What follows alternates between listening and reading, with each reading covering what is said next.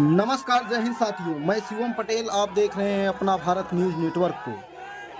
सुल्तानपुर में बहुजन समाज पार्टी की मुखिया व पूर्व मुख्यमंत्री मायावती बुधवार को पार्टी प्रत्याशी उदय राज वर्मा के लिए चुनावी सभा को संबोधित करने करीब दोपहर 2 बजे सुल्तानपुर के मोतीगंज में पहुंची। उन्होंने भाजपा पर खुलकर हमला बोला और कहा, यह बीजेपी आरएसएस अपनी जेब से नहीं दे रही है मुफ्त राशन।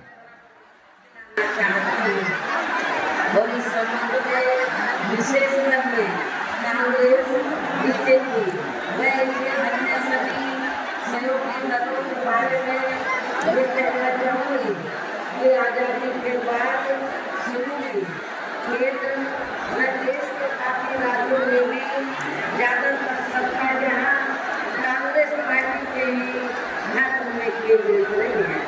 केंद्र में की अधिकांश मामलों में रही कतई नहीं आना है। जिन्हें पार्टियां चुनाव खत्म होने के बाद ज्यादातर अमल में नहीं लाती हैं और जिस पर से देश की जनता का अधिकांश विश्वास ही उठ गया है। यही खास वजह है कि हमारी पार्टी किसी भी चुनाव में अपनी पार्टी का कोई भी चुनावी घोषणा पत्र आदि जारी नहीं करती है। जैसे कि हमारी पार्टी किसी भी मामले में कहने में बहुत कम बल्कि कार्य करके दिखाने में ही ज्यादा विश्वास रखती है।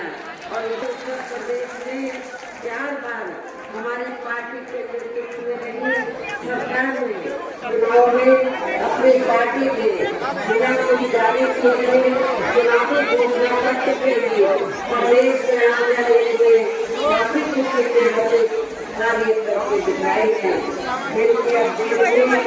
अधिकांश पार्टियों की सरकारें काफी लोगों की सफल हैं, जबकि इस मामले में हमारी पार्टी का जो कहना ये बीजेपी और आरएसएस की महल वाले रहे हैं, इससे आप लोगों को इनके मैदान में कटेगी नहीं आना है और आप लोगों को अपना एक वोट बहुजन समाज पार्टी को ही देना है। वैसे भी आप लोगों को ये मालूम है, जो गरीब लोग हैं इनकी ये जटिल समस्या देश में हर हाथ को काम देने से ही केवल हो सकती है, जिसकी तरफ हमारी पार्टी की बनी सरकार विशेष ध्यान देगी।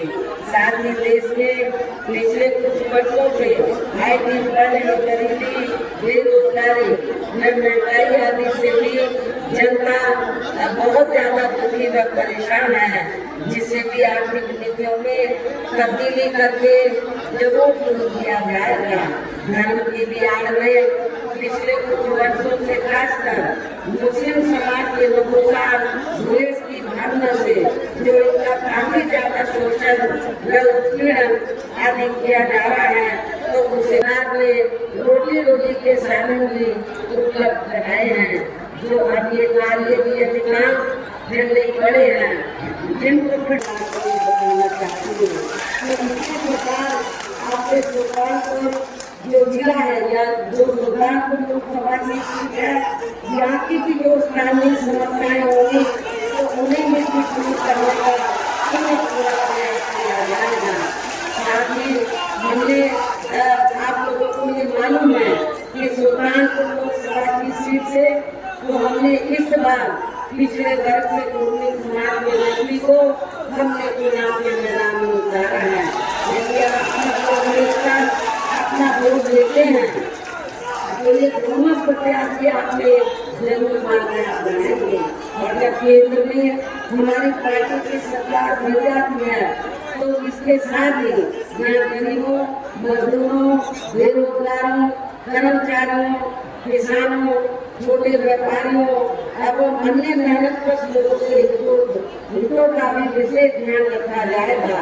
सब समाज में से खासकर दलितों, आदिवासियों, पिछड़े वर्गों, मुस्लिम व अन्य धार्मिक अल्पसंख्यक समाज के लोगों के विकास में उत्थान के साथ साथ हर स्तर पर इनकी सुरक्षा आदि के लिए भी सब कदम उठाए जाएंगे और तभी फिर यहाँ वास्तव में अपने देश के महान संतों, गुरुओं व महापुरुषों में भी विशेषकर महात्मा ज्योतिराव फुले, छत्रपति शिवाजी महाराज, श्री नारायण गुरु बाबा साहब डॉक्टर भीमराव अम्बेडकर एवं मान्यवर श्री कांशीराम की आदि का अधूरा सपना जरूर साकार हो सकता है।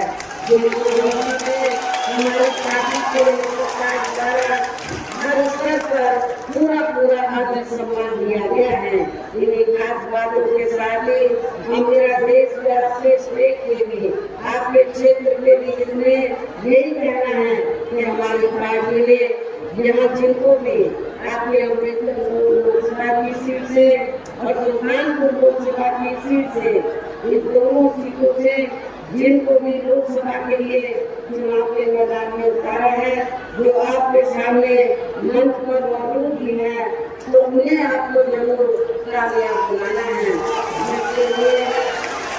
जिसके लिए यह पार्टी के सभी स्तर के छोटे बड़े पदाधिकारी एवं कार्यकर्ता हमने बीएसपी के ही आपके पुराने साथी जो मुस्लिम समाज से ताल्लुक रखते हैं श्री कमर हयात अंसारी को हमने चुनाव के मैदान में उतारा। आपके सामने यहाँ मौजूद है। मेरी आप लोगों से तो अपील है कि बहुजन समाज पार्टी का जो चुनाव चिन्ह हाथी है, आप लोगों को हाथी चुनाव चिन्ह में सामने वाले बटन को लगाकर बहुजन समाज पार्टी के इन दोनों प्रत्याशियों को रिकॉर्ड तोड़ वोटों के अंतर से जरूर इनको पार्लियामेंट में जरूर जिताकर भेजना है। इस खास अपील के साथ ही मैं अपनी बात यही समाप्त करती हूँ। जय भीम, जय भारत।